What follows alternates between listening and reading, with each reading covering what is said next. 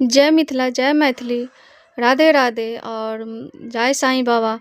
तऽ हम गेल रहौं साईं बाबाके मन्दिर।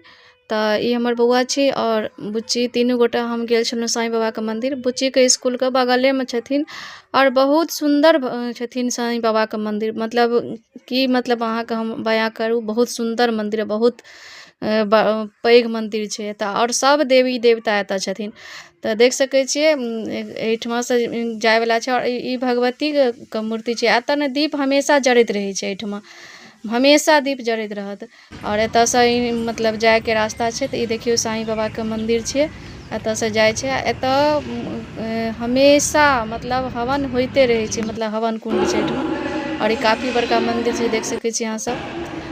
और साईं बाबा तऽ भव्य छथिन, बहुत सुन्दर छथिन, बहुत नीक छथिन और बहुत मान्यता सेहो छै एहिठमा साईं बाबाके मन्दिरमे।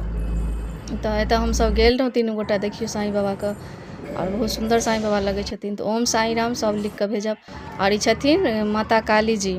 एतऽ सब देवी देवता, हुनकर साईं बाबाके चरण छनि, ई चरणके पूजा होइ छै। और दीपक हमेशा जलिते रहै छै, कखनो मिझाइ नहि छै, दीपक जलिते रहै छै हमेशा। और एहिठमा देखियौ एतऽ हवन होइ छै, हवन होइते रहै छै हमेशा, हवनके धुनी लोक लगबै छै। और एहिठमा एकठमा और बनायल छै, ई भगवती छथिन मैया दुर्गा महारानी, मतलब सब देवी देवता छनि एहिठमा। और ई भोला बाबा छथिन, भोला बाबा तऽ हर जगह रहिते छथिन, ओतऽ जगतके मालिक छथिन। और ई छथिन शनिदेव। तऽ ई छथिन राधा कृष्ण, मतलब सब देवी देवता छथिन। और ई महादेव छथिन। एतऽ जाउ तऽ अहाँके सब देवी देवताके ने एतऽ अहाँके पूजा भए जायत। तऽ हर हर महादेव लिख कऽ अहाँसब भेजब। आ एतऽ हम पूजा केलहुँ, तऽ हम व्रते कए कऽ गेल छलहुँ, तऽ हम पूजा सेहो एहिठमा केलहुँ। तऽ देखियौ हम पूजा कए रहल छी एहिठमा। और ई छथिन जगन्नाथ जी के फोटो सेहो लगायल छै। ई छथिन राम जानकी जी, और ई छथिन वीर बजरंगबली।